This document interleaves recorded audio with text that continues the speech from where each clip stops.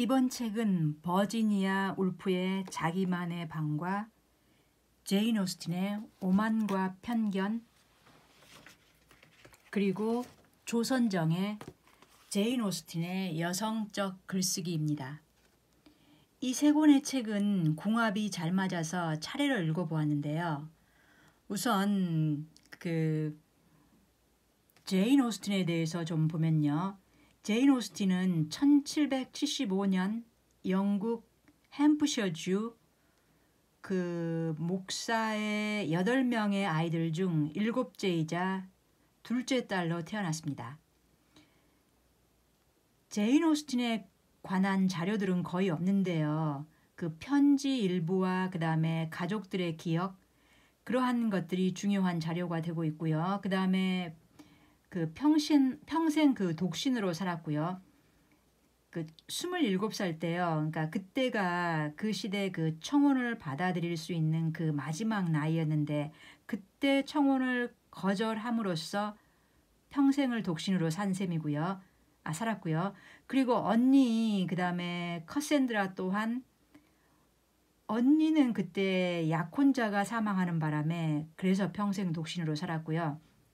그래서 이들 자매가 주고받은 편지의 일부 또한 중요한 자료가 된다고 합니다. 그리고 제인 오스틴이 어떤 교육을 받았냐면 한 1년 정도요. 언니와 함께 아베이 스쿨에서 교육을 받았었는데, 그때 중간 계층의 여성들이 받은 교육은요.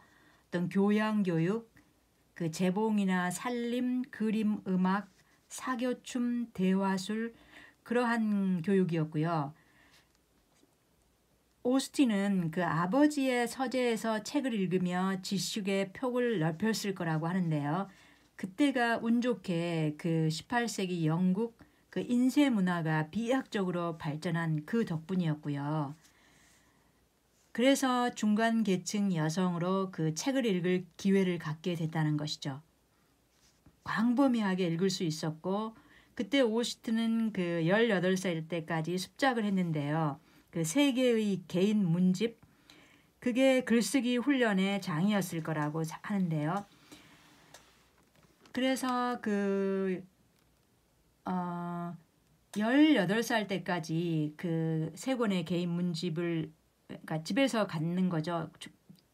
공식적으로 출판된 건 아니었고요. 그 다음에 20살 때 장편 소설 엘리너와 메리앤, 첫인상, 수전, 이 세 작품이었는데요. 이것들은 나중에 수정이 돼서 분별과 감성, 오만과 편견, 그 다음에 노생거 수도원으로 나중에 출간이 되는 거니까, 그때는 아버지가 첫인상을 먼저 출판사에 보내봤는데요. 이런 지하에 거절당했다고 합니다. 그런데 이 원고가 16년 후에 오만과 편견으로 세상에 나왔다는 거죠. 그러니까 오스틴이 돈을 받고 처음 판 원고가요, 수전이었는데, 그러나 수전은 오스틴이 사망 후에 노생거 수도원으로 출판되거든요. 그래서 36살 때 오스틴이 분별과 감성, 이 작품이 그녀의 첫 번째 데뷔작으로 보면 됩니다. 그때도요, 오스틴의 이름으로 출간이 되는 게 아니라요, 어떤 숙녀라는 익명으로 출간된 셈이죠. 그 시대 관습이었고요. 그때가 시골 집의 생활비가 연 500파운드 정도였는데요. 소설 한 권이 15실링, 그래서 140파운드의 수입을 올렸으니까 소박한 성공을 하고 보면 되고요.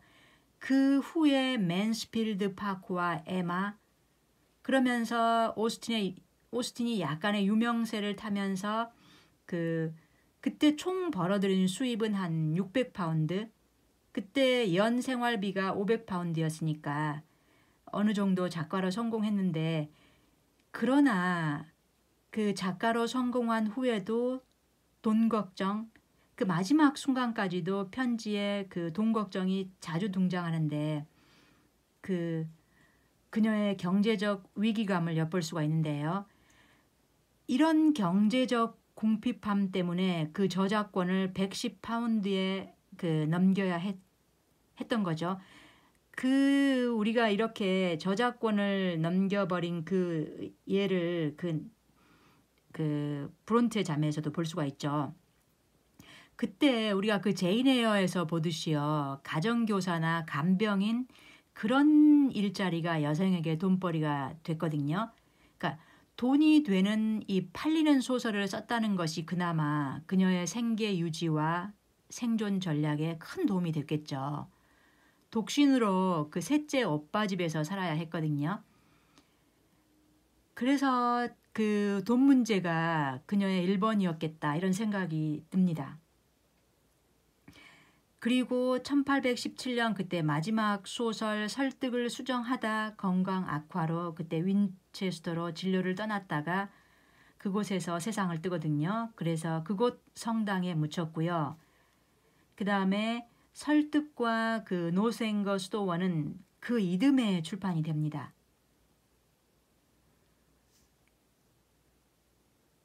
그러면 그녀의 그 소설 그 오만과 편견에서요. 이런 돈 문제와 관련해서요. 그 베넷 가문의 그 한정 상속인으로 사촌 콜린스가 낙찰이 되거든요. 그러니까 베넷가의 그 아들이 없어서 그 한정 상속으로 그 남자 사촌에게 간 거죠. 그녀 소설 속에서 보면요. 그러한 문제가 나오거든요. 그 한정 상속 때문에 그 일종의 정략 결혼이라고 할까?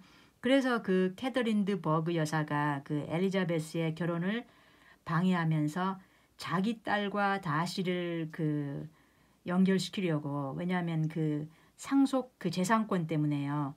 그래서 그 유산 상속 그런 재산권 문제나 그 다음에 그 다섯 딸들의 그 연애와 결혼 그리고 수시로 열리는 무도회와 만찬 그리고 수많은 그 편지 쓰기 그리고 가십거리들 그리고 얽히고 설킨 이 인물들 사이의 비밀과 오해 등이 그 여성적 경험의 핵심으로 등장합니다. 그 오스틴의 큰오빠의 아들이 오스틴이 세상을 떠난 지 50년 후에 그 제인 오스틴 회고록이란 책을 내거든요. 그러니까 조카가 본 고모의 일대기를 썼다고 보면 될 것 같아요. 자, 그래서 그녀가 살았던 집과 함께 더 생생하게 그 오스틴을 그 새겨볼 수 있는 자료가 되는 셈이죠. 그 책이요. 그리고 그 현재 런던 남부 시골 마을 초턴에 있는 오스틴 박물관이 있는데요. 자, 이 사진이 바로 오스틴 박물관입니다.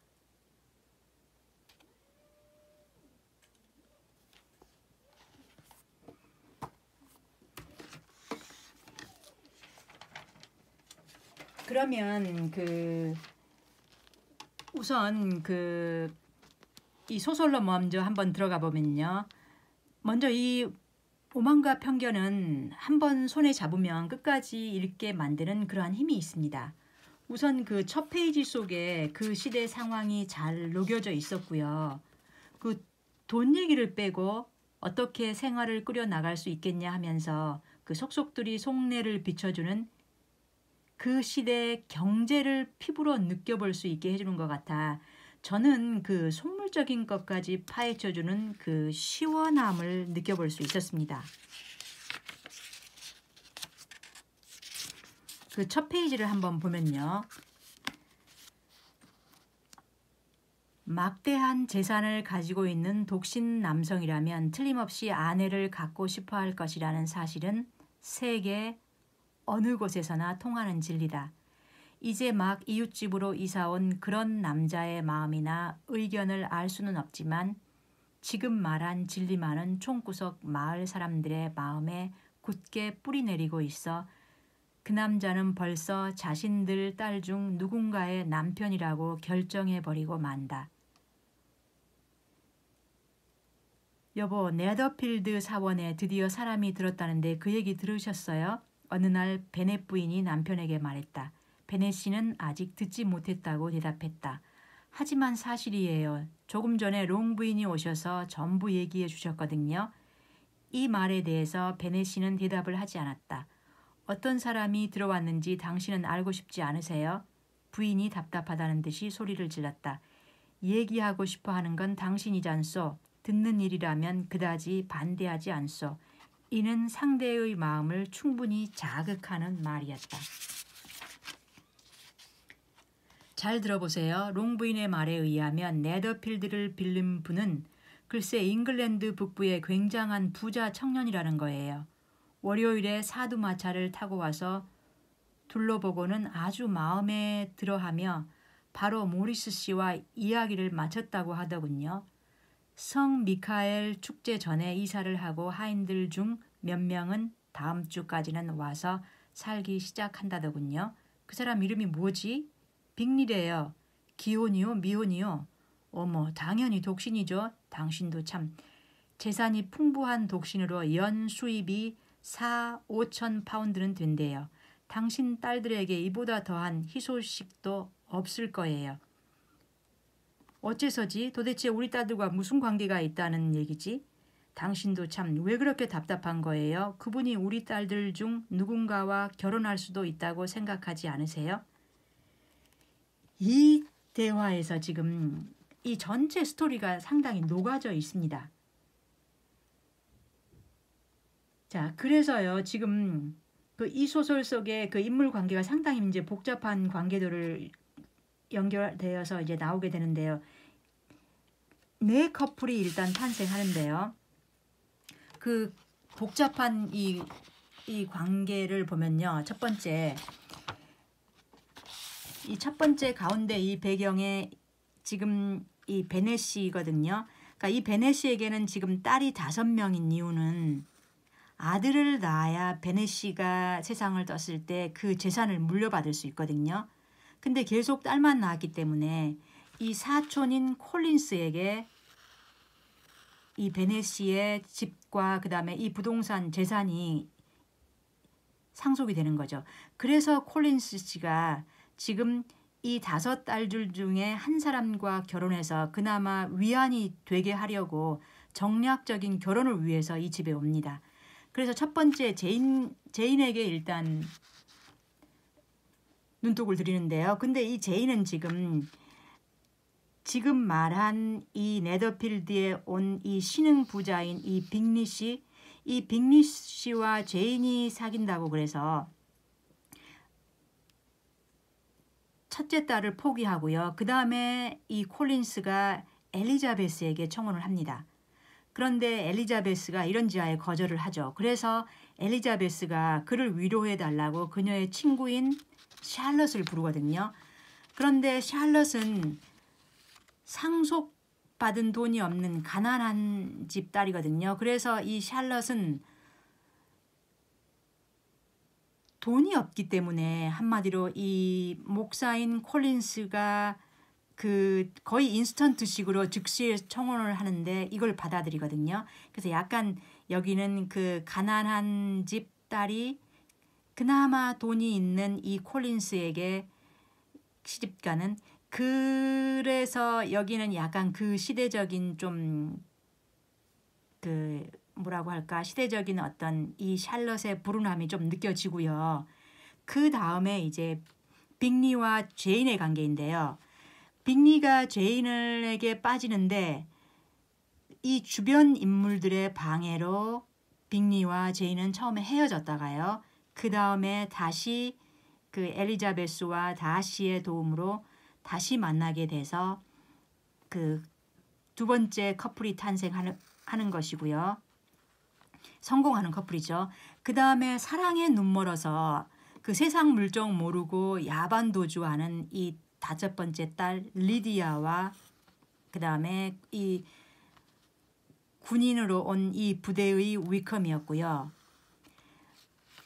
자, 그러면은 지금 그러니까 한 커플, 두 커플, 세 커플이죠. 그 다음에 이제 이 책의 주인공인 엘리자베스와 그 다음에 이 오만한 이 남자로 대표되는 이 다시, 그리고 그 편견을 가진 여자로 대표되는 이 엘리자베스의 이 커플의 탄생, 이렇게 연결됩니다.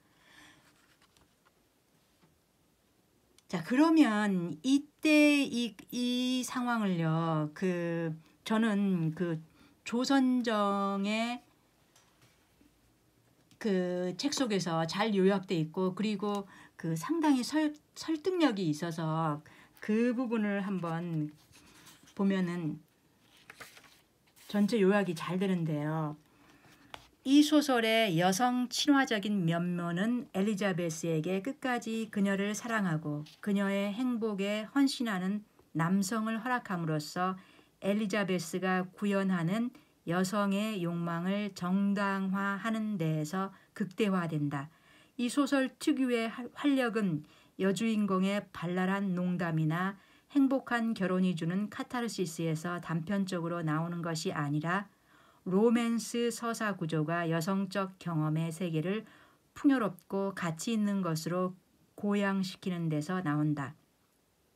다시 말해 여성적 경험의 세계가 여성이 처한 궁핍한 현실을 되비추는 초라한 거울로 남아있지 않고 풍성한 삶의 리얼리티로 승화된다는 사실이 이 소설이 가진 최고의 미덕이자 성취이다. 오스틴은 중간계층 여성의 삶을 세심하게 관찰하고 깊이 이해한 작가이다. 여성적인 주제에 치우치지 않으려면 애쓰거나 중립적 균형을 가장하거나 보편성이라는 관념에 결박되지 않은 자유로운 정신으로 자신이 가장 잘 아는 익숙한 세계를 그려냈다. 일상적이고 가정적이고 여성적인 세계에 밀착하는 방식으로, 그러나 그 세계를 남성적 세계와 다른 것으로 협소하게 영토화하는 대신 이분법적인 성별 차이로 쉽게 환원될 수 없는 근대적 여성 주체의 일상과 욕망을 생생하게 형상화한다. 그렇게 여성 문학으로 완성됨으로써 고전의 반열에 오르는 문학적 성취를 이룬다. 이러한 여성 문학의 존재 방식을 오만과 편견을 통해 읽는 것이 이 글의 궁극적인 목적이다. 자, 그래서 저는 지금 제인 오스틴의 여성적 글쓰기, 이 조선정의 주로 버지니아 울프와 그 다음에 제인 오스틴을 다뤘거든요. 그래서 깊이 있게 한번 파고 들어볼 수 있는 그러한 좋은 기회였던 것 같습니다. 그리고 이 버지니아 울프는요, 이 자기만의 방에서 그 여성 작가 조지 엘리엇, 에밀리 브론테, 샬럿 브론테, 제인 오스틴을 비교적 깊이 있게 언급하는데요. 울프는 제인 오스틴을 훌륭한 소설을 썼다고 높이 평가합니다. 그래서요, 제인 오스틴은 자신이 사용하기에 적합한 더할 나위 없이 자연스럽고 맵시 있는 문장을 고안해냈으며 거기에서 결코 벗어나지 않고, 그 다음에 샬럿 브론테보다는 글 쓰는 재능이 훨씬 떨어지면서도 그녀는 무한히 더 많은 것을 말했다고, 이것이 그녀가 소설을 쓰게 된 이유였을 것이라고 그렇게 말합니다. 덧붙여서요, 제인 에어의 인용 부분을 명쾌하게 울프가 자기만의 방에서 얘기했는데요. 그 부분도 한번 보면요, 제인 에어를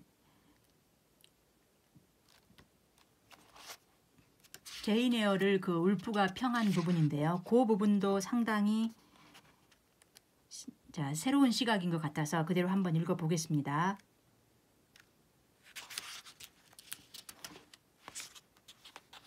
소설가 샬럿 브론테의 성실성을 분노가 방해하고 있다는 점은 당연합니다. 그녀는 개인적인 비탄에 신경을 쓰느라 마땅히 자신이 전념했어야 할 이야기를 그만 내버린 것이지요. 그녀는 자신에게 적합하고 응당 누려야 할 경험에 굶주렸다는 사실을 기억했지요. 세상을 자유로이 방랑하고 싶을 때 그녀는 목사관에서 양말을 기우며 침체되어야만 했습니다. 그녀의 상상력은 분노로 인해 빗나갔고 우리는 그 사실을 느낄 수 있습니다. 그러나 분노 이외의 다른 여러 영향력들 또한 그녀의 상상력을 잡아 찢고 그 길에서 비켜나가게 했지요. 예를 들면 무지함이 그렇습니다. 로체스터는 어둠 속에서 묘사되었습니다. 우리는 로체스터의 묘사에서 공포가 미치는 영향을 느낍니다. 마찬가지로 우리는 억눌림의 결과인 신랄함과 그녀의 열정 아래 끓고 있는 숨겨진 고통, 비록 빛나는 책들이긴 하지만 그 책들을 경련의 아픔으로 수축시키는 저기를 끊임없이 느낍니다. 자, 이렇게 해요. 이 울프는요. 지금 울프의 문장이 어떤 강연의 그 문장 같죠. 바로 이 울프가 이 자기만의 방을 이 강연을 책으로 엮은 것인데요. 그래서 그 여성과 그 픽션에 대해 강연을 요청받았을 때 울프가 생각한 것을 그 잔잔하고 부드러운 어조로 그 조곤조곤 그 여성의 글쓰기의 역사를 들려주는 것이라고 그렇게 보면 됩니다. 그래서요, 그 눈에 띄는 강조점 두 가지가 이 딱 두 가지거든요. 그게 바로 자기만의 방과 그 다음에 자기만의 돈입니다. 그러니까 울프의 문장을 그대로 읽어보는 것이 오히려 생생함을 더 느낄 수 있고요. 그 다음에 설득력이 있을 것 같아. 울프가 강조하는 이 두 가지를 한번 연결해서 한번 읽어보겠습니다.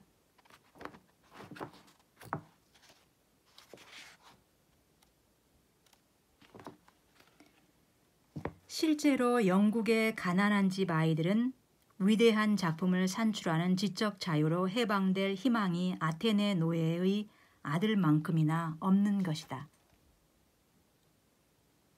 여성은 그저 200년 동안이 아니라 역사가 시작된 이래로 언제나 가난했습니다. 여성은 아테네 노예의 아들보다도 지적 자유가 없었습니다. 과거 무명 여성들의 노고 덕분에 그리고 신기하게도 두 차례 전쟁 덕분으로 즉 플로렌스 나이팅게일을 거실에서 뛰쳐나오게 했던 크림 전쟁과 약 60년 후 평범한 여성들에게도 문을 열어준 유럽 전쟁으로 인해 이러한 해악은 개선되고 있습니다. 그렇지 않았더라면 여러분은 오늘 밤 여기 모일 수 없었을 것이며 여러분이 연간 500파운드를 벌 수 있는 기회는 유감스럽게도 지금도 불확실하긴 하지만 극히 적었을 것입니다. 여러분에게 아무리 사소하고 아무리 광범위한 주제라도 망설이지 말고 어떤 종류의 책이라도 쓰기를 권하고 싶습니다. 무슨 수를 써서라도 여행하고 빈둥거리며 세계의 미래와 과거를 성찰하고 책을 읽고 공상에 잠기며 길거리를 배회하고 사고의 낚싯줄을 강 속에 깊이 담글 수 있기에 충분한 돈을 여러분 스스로 소유하게 되기 바랍니다.